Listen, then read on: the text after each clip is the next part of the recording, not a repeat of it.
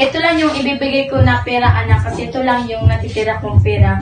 Pero, pambili sana to ng bigas natin, pero kailangan mo talaga to kasi pambili ng project mo.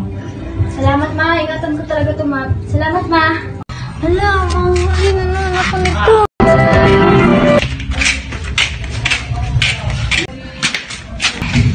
Yes, you belong to me. Because I feel suddenly right now we'll never leave each other. Inseparable it seems. Hello, pumanin talaga kami lang po. Nagmamadali talaga ako eh. Dream running for each traveling all the wings of love. Salamat talaga po, umanhin.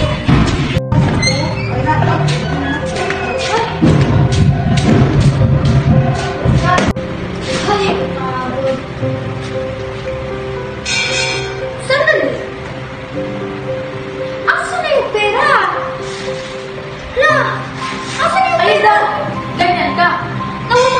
Sabihin na naman wala kasi yung pera na panghuli na daw sabi ni mama. Sabi ni mama yun daw yung pabili namin ng bigas eh. Paano na to? Paano ko sasabihin kay mama to? Kumala ka at nahanapin natin. Pera din to. Yes, ano na?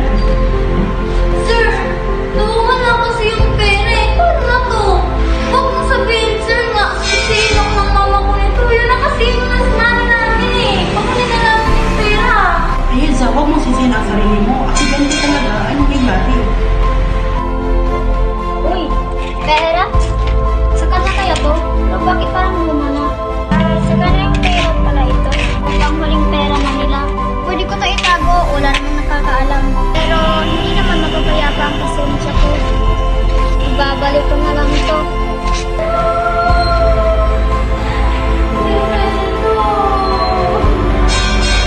Nako, ha? Ano po ang mapagiging ko sa'yo?